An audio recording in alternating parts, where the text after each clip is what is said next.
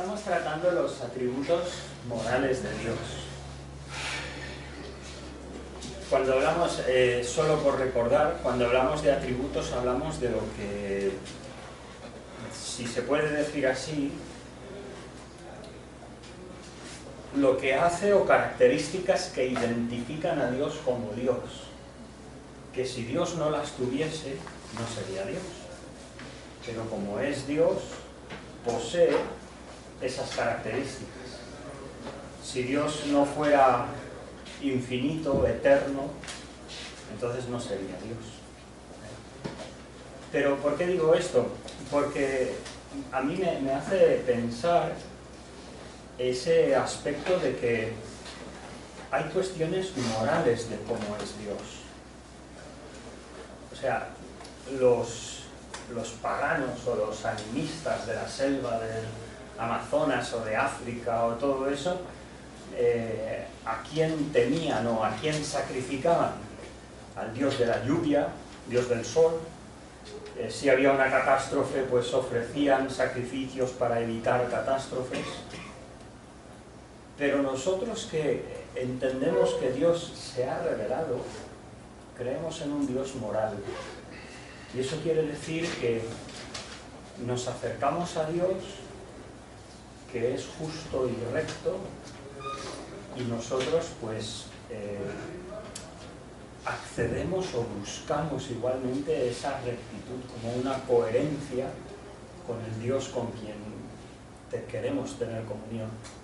Vale, estamos hablando de la santidad. Atributos morales de Dios, principalmente los dividimos en tres, que es la pureza, y ahí dentro está santidad, justicia, luego está la integridad, que habla de la verdad de Dios, de su fidelidad, y luego pureza, integridad y amor. Entonces, amor que tiene que ver con lo que se desprende de Dios.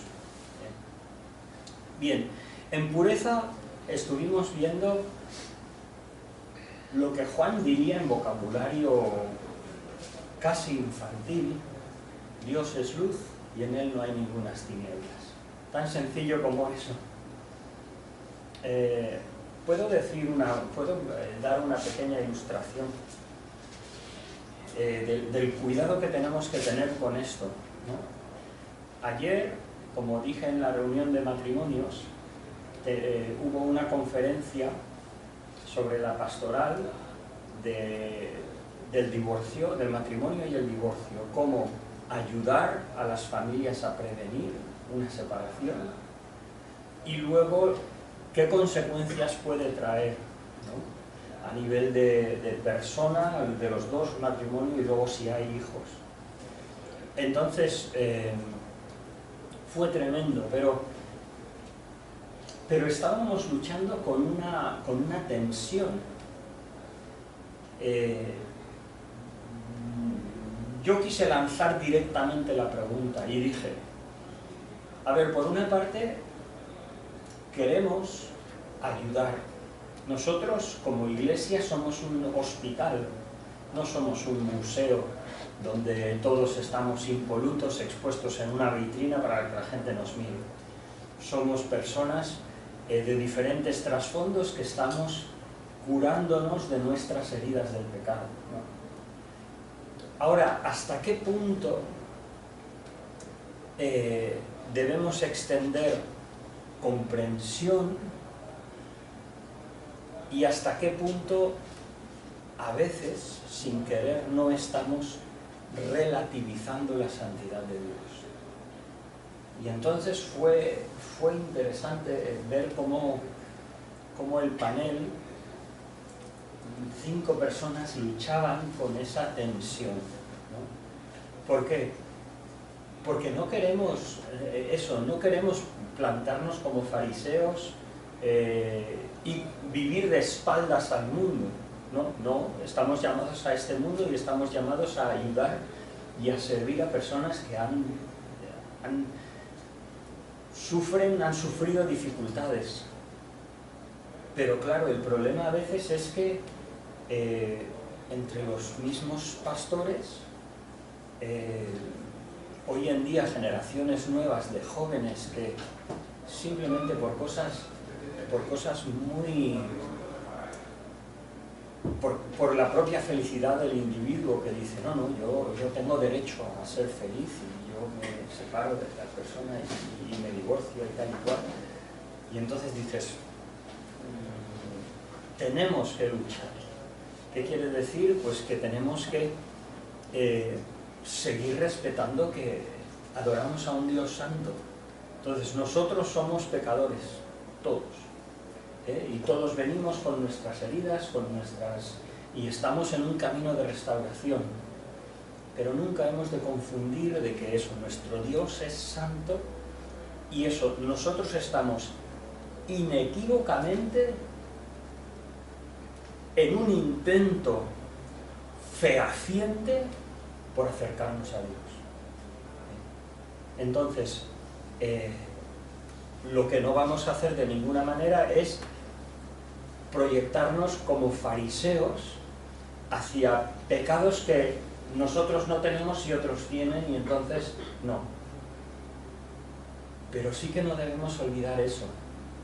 Entonces, hablando de mentira, hablando de orgullo, hablando de vanagloria, hablando de falsedad, hablando de contiendas, murmuraciones, enemistades, pleitos, qué importante de que el Señor nos dé claridad, nos ayude a ser transparentes. Bueno, Dios no es solamente ajeno al mal, sino intolerante ante la presencia del mal en cualquier faceta y en cualquier corazón que se presente. Una pequeña pregunta, y yo lo he oído también y creo que alguna vez también lo he dicho. A veces decimos, Dios odia el pecado pero ama al pecador, ¿no? Es eso, ¿verdad? No es bíblico. Bueno, yo creo que igual sí, es muy fuerte decir sería muy fuerte decir que está defendiendo algo erróneo, pero se nos puede escapar algo, y es que cuando el Señor juzgue a las personas, quienes serán juzgados son pecadores. No serán pecados, o sea, en el infierno no arderá alcohol, whisky, todo eso. No. O sea, en el infierno quien recibe el castigo son personas. Entonces, sí hubo un tiempo en que el amor de Dios se extendió para ellos, y en esa medida es verdad, pero importante. Vale. Bueno, entonces leímos 2 Corintios 6, 14 hasta el 7, 1, donde lo que observábamos era cómo Pablo toma un pasaje muy fuerte acerca de la santidad de Dios y la exigencia al pueblo de Dios a huir de la maldad que hay en el mundo, y cómo se aplica a la Iglesia en su totalidad. O sea, que si bien nosotros no sacrificamos, no tenemos que ir a Jerusalén, no tenemos que guardarnos de comer esto, no comer aquello, todo eso, pero en cuanto a lo que es la santidad de Dios, es invariable en el Antiguo al Nuevo Testamento. Una cosa, comenzamos hoy hablando de cómo la adoración y la reverencia es una consecuencia natural de ver a Dios en su santidad. Me estaba acordando de Isaías capítulo 6, pasaje conocido por todos, pero fijaos cuando dice, habla de la visión que vio Isaías al Señor sentado sobre un trono alto y sublime. Sus faldas llenaban el templo. Por encima de él había serafines. Cada uno tenía 6 alas. Con 2 cubrían sus rostros, con 2 cubrían sus pies y con 2 volaban. Y el uno al otro daba voces diciendo: Santo, Santo, Santo, Jehová de los ejércitos. Toda la tierra está llena de su gloria.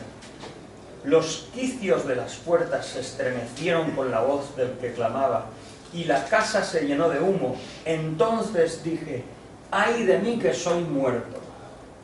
Tremendo. Hemos empezado hoy el tiempo juntos hablando de los paganos, de los animistas. Y hemos dicho, para ellos, ¿qué era Dios? Era un Dios de poderes, del Dios de la naturaleza, de la lluvia, etcétera, etcétera. Pero para nosotros Dios, lo que nos hace sobrecoger de Dios es su santidad. Es totalmente otro enfoque acerca de Dios. ¿Qué quiere decir? Pues que también nosotros debemos emular o reproducir de alguna manera, no en su plenitud del carácter de Dios, pero sí una coherencia. Por eso decía al principio, aunque todos estamos recuperándonos de diferentes heridas, sea cual sea, pero que el Señor nos ayude a estar inequívocamente con un propósito definido y fehaciente hacia su carácter y su persona. Me deja el ratón ahí. Bien, la pureza de Dios no solamente es una pureza interior de su carácter, sino también se expresa como una justicia exterior. ¿Qué quiere decir? Cómo Dios trata a los demás. Salmo 19, 7 al 9. Salmo 19, 7 al 9. La ley de Jehová es perfecta, que convierta el alma. El testimonio de Jehová es fiel, que hace sabio al sencillo. Los mandamientos de Jehová son rectos, que alegran el corazón. El precepto de Jehová es puro, que alumbra los ojos. El temor de Dios es limpio, que permanece para siempre. Los juicios de Dios son verdad, todos justos. Muy bien.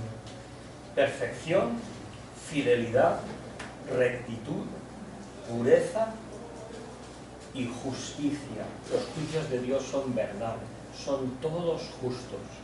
Entonces, eso no quiere decir que siempre entendamos, pero quiere decir que todo lo que Dios hace es justo. No siempre tenemos todos los elementos para evaluar, pero Dios que los tiene, Él es justo en todo su proceder. Dios obra en consecuencia con las leyes que Él ha establecido. Podríamos leer Jeremías, capítulo 9, versículo 24, cuando dice, bueno, leemos desde el 23. Así ha dicho Jehová, no se alabe el sabio en su sabiduría, ni en su valentía se alabe el valiente, ni el rico se alabe en sus riquezas, mas alábese en esto el que haya de alabarse, en entenderme y conocerme que yo soy Jehová. ¿Y qué quiere decir? ¿O qué aspecto resalta aquí de Dios? Que hago misericordia, juicio y justicia en la tierra, porque estas cosas me agradan, dice Jehová. Estas cosas me agradan.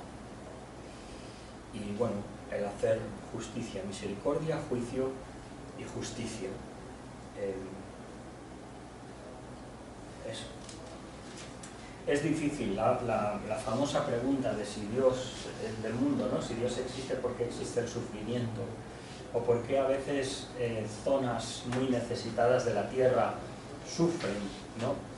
Dices, bueno, por una parte hay unas leyes de la naturaleza, por otra parte hay una influencia que la sociedad moderna ha ejercido en el clima y eso afecta también a las catástrofes naturales, pero en otro sentido, si Dios en alguna manera obra y permite esas cosas, pues Él es justo.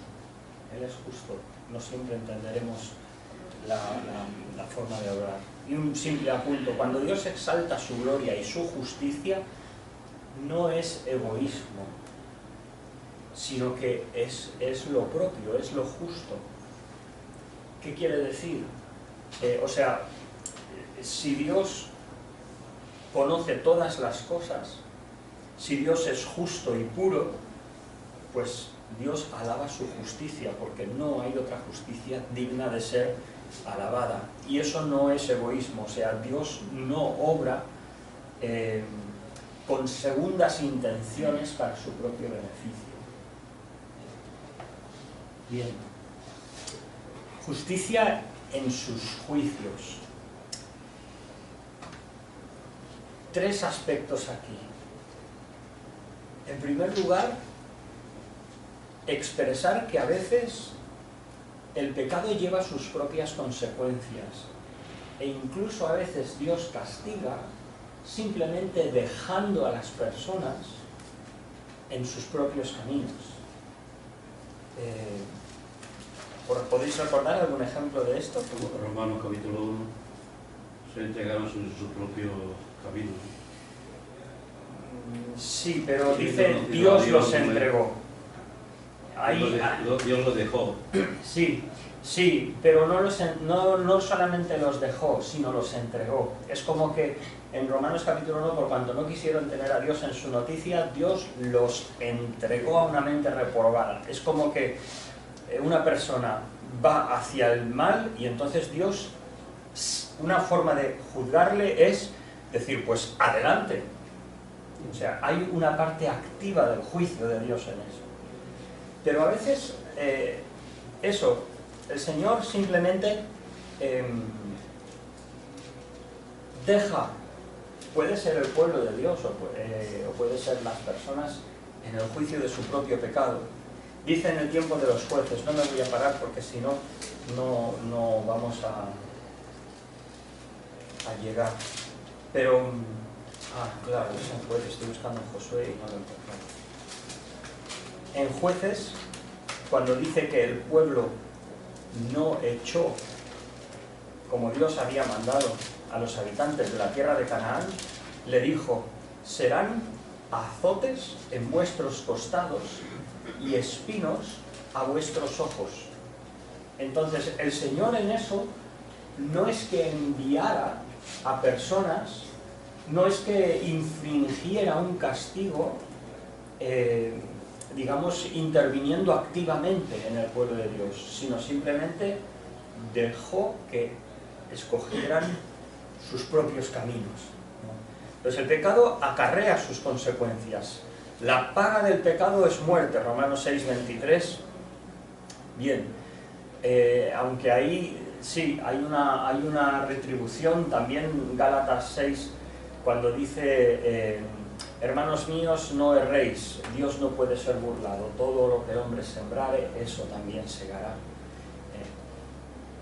Pero bueno, pero en segundo lugar, Dios castiga el pecado, porque intrínsecamente debe ser castigado, lo mismo que el bien debe ser galardonado. ¿Os acordáis de ese versículo de Hebreos, cuando dice que el que se acerca a Dios es necesario que crea que le hay y es galardonador de los que le buscan? O sea, Dios es justo para retribuir o para castigar al pecado y es justo para galardonar el bien. Entonces dices, hombre, en su forma absoluta el hombre no es capaz de ningún bien, ¿no? Porque siempre somos pecadores. Pero bueno, aún en eso y aún en ese ámbito, Dios obra, ¿no? ¿Os acordáis, por ejemplo, y esto, qué hilo más fino? Vamos a mirar en Hechos capítulo 10. Hechos capítulo 10. Hechos capítulo 10 dice, había en Cesarea un hombre llamado Cornelio, centurón de la compañía llamada La Italiana. Hay quien dice que era sevillano, o al menos soldado en Sevilla, porque Itálica está en Sevilla. Tenéis que ir, algún día que os perdáis por ahí, tenéis que ir a verlo. Es una ciudad romana, de aquí te espero. Va en serio, o sea, no es... está ahí, está como a 5 kilómetros de Sevilla, al norte. Sí. Y eso, y tiene, hay mosaicos que se han recuperado, hay un anfiteatro precioso, grande, Os mostraría imágenes, pero bueno, otro día. Pero bueno, a lo que voy. Piadoso y temeroso de Dios con toda su casa. O sea, este no es judío, es un simpatizante, alguien admirador del Dios de los judíos, que hacía muchas limosnas al pueblo y oraba siempre a Dios. Y dice, este vio claramente en una visión cómo a la hora 9 del día, que un ángel de Dios entraba donde él estaba y le decía, Cornelio. Él mirando fijamente y atemorizado dijo, ¿qué es, Señor? Le dijo, tus oraciones y tus limosnas han subido para memoria delante de Dios. Ahí viene la pregunta. Pero bueno, ¿no es el hombre salvo por la fe? Aquí no... ¿Qué pasa? ¿Que fue salvo por las obras, Cornelio? Muéstrame tus obras por la fe. Tus oraciones. La oración, O muéstrame tu fe por las obras. ¿Cómo lo quieres decir? Sí. ¿Cómo que decir vosotros las oraciones también? Sí, pero aquí habla de limosnas, también. Bueno, pero lo que dice Tony, las limosnas es una consecuencia de la fe y bueno, sí, y de nuestro comportamiento coherente con Dios, ¿no? Sí, sí. Entonces, claro, por supuesto, no estamos diciendo aquí, y Cornelio lo que no hizo es decir, mira, voy a dar 3 limosnas y así consigo mi salvación. Como aquel No. publicano que estaba, bueno, con el fariseo que estaba delante. Tiene que ver con temeroso y piadoso. Eso es, esto es una persona que dentro de lo que conoce, dentro de lo que sabe, se está intentando acercar a Dios. Y el Señor se acerca a él. Es en Romanos 2 que dice que la moral en las personas está puesta antes que conozcamos al Señor. Sí, Nacemos conciencia. con una conciencia Sí. del bien y el mal. Sí, sí. Dice Sabía también... que él podía caminar correctamente. Eso cuando naces dices. Sí. ¿Cómo? Bueno, lo que dice es que dando testimonio a sus conciencias, la ley que Dios escribió en sus corazones. Entonces, en realidad, en el capítulo 2, versículo 14, que habla de eso, lo que está hablando es que ni el hombre que no conoce la ley tiene excusa, porque su propia conciencia le dice lo que hace mal, ¿no? Porque la conciencia no es capaz de hacernos vivir justamente, solamente es un testigo de lo que Dios ha dejado ahí. Pero dice, por ejemplo, Santiago, acercaos a Dios y Él se acercará a vosotros.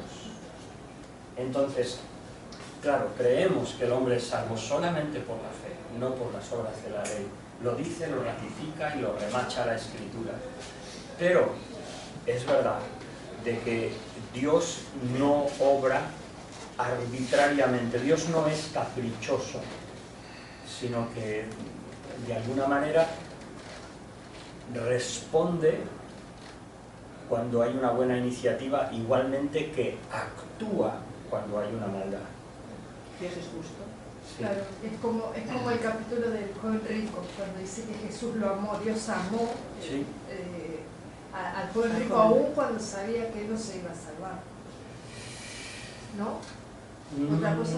Sabía que no se iba a salvar, eso no lo podemos leer ahí todavía, porque a lo mejor se salva después. Pero lo claro de ahí, del contexto, es que el joven no fue salvo. En ese momento decidió mal, La en ese decisión momento. fue, claro. Sí, pero Jesús le amó, eso, simplemente le amó, tuvo compasión y el joven de alguna manera tuvo buena iniciativa de acercarse al Señor y preguntar, ¿no? Pero luego no quiso pagar el precio. Bueno, Dios, eso es. Dios es justo en la administración, de su ley. Cómo el Señor actúa en su pacto de acuerdo a lo que Él ha establecido, a su santidad. Dios es justo, no hace acepción de personas. El libro de Amós es particularmente interesante en eso, cuando dice: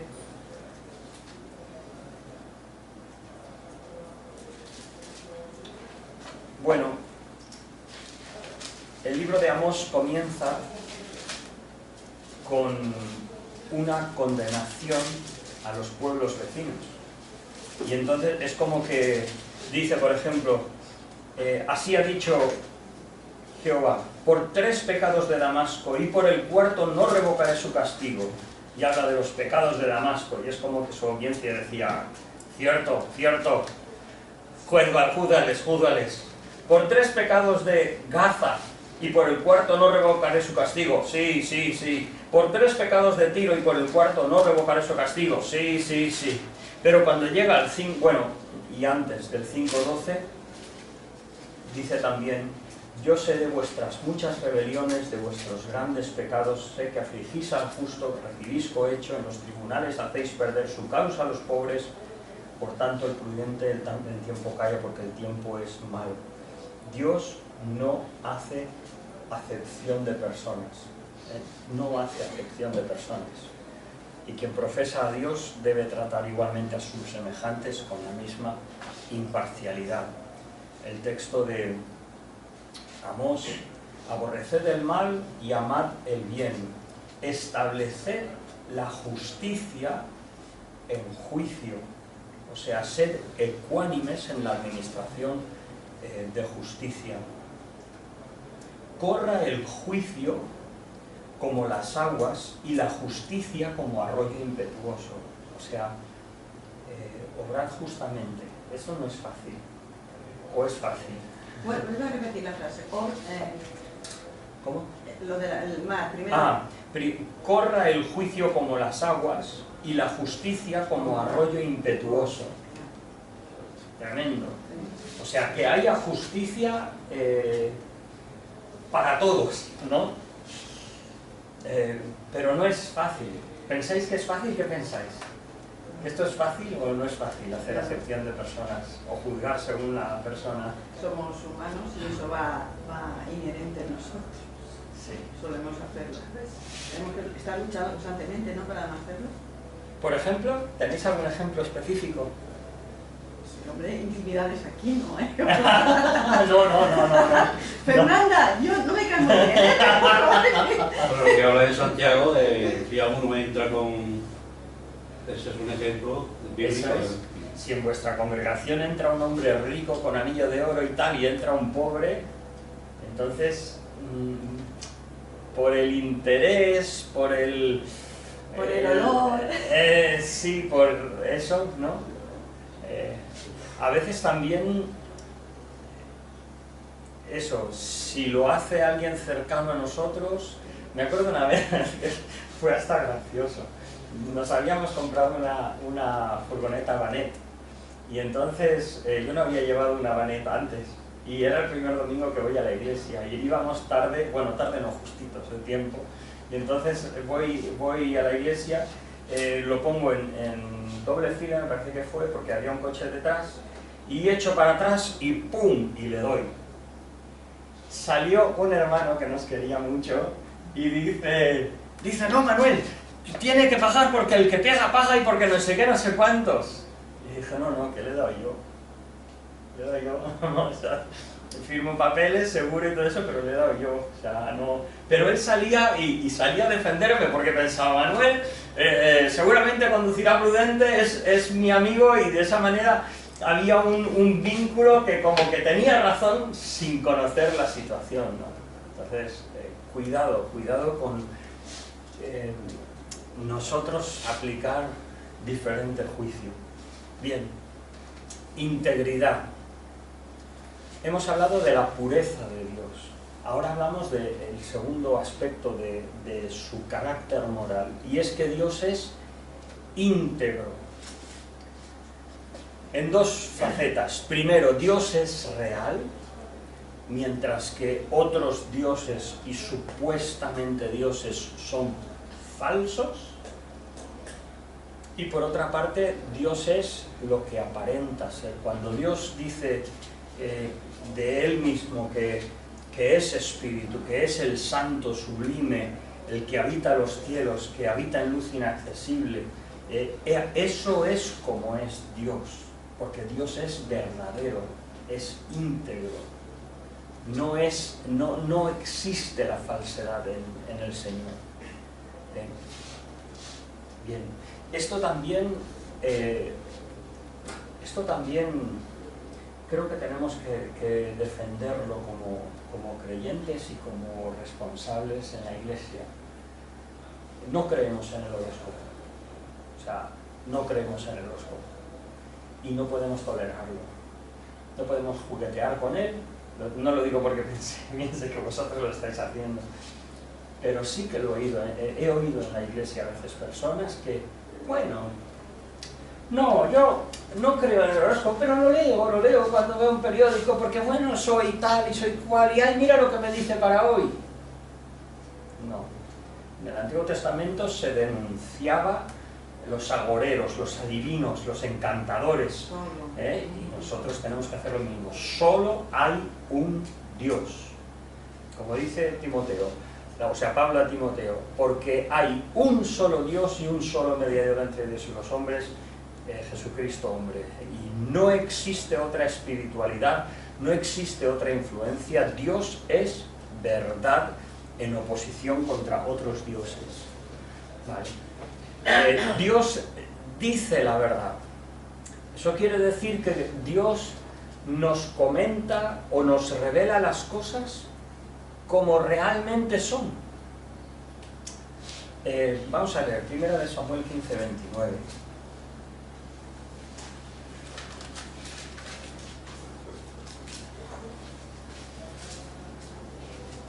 El que es la gloria de Israel no mentirá ni se arrepentirá, porque no es hombre para que se arrepienta. O sea, Dios no miente. Entonces, eso, a veces hay porciones en la Escritura que pueden ser difíciles, que no sabemos cómo armonizar, o que no sabemos bien cómo entender, pero lo que no podemos decir es que no es verdad. No, la palabra del Señor es verdad y Dios lo que dice de sí es verdadero. Asimismo el pueblo de Dios es exhortado a la misma honestidad.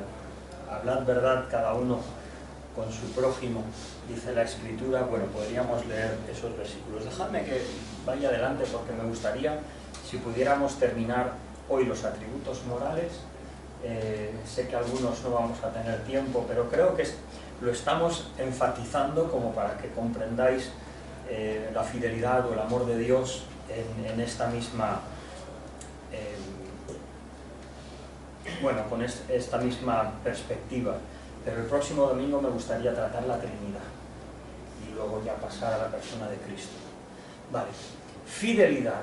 Hablando de la integridad de Dios, de que Él es verdad, Él dice la verdad, dice las cosas tal como son, entonces entendemos que Dios es fiel. O sea, Dios prueba su veracidad, guarda sus promesas, permanece el mismo. Y otro aspecto que no está ahí acerca de la fidelidad de Dios es que, bueno, quizás es en la veracidad de Dios que hemos dicho antes. Dios es fiel en decirnos todo lo que necesitamos saber. ¿Qué quiere decir? O sea, el Señor no juega con nosotros, no busca pillarnos, sino que su palabra nos enseña todas las cosas que pertenecen, como dice en Primera de Pedro, todas las cosas que pertenecen a la vida y a la piedad. O sea, la Escritura es suficiente, lo vimos cuando hablamos de la Escritura, para nosotros conocer al Señor, crecer en Cristo, acercarnos a Él, buscarle, es suficiente. Dios es fiel en ese sentido también. Y luego, por supuesto, cuando promete algo,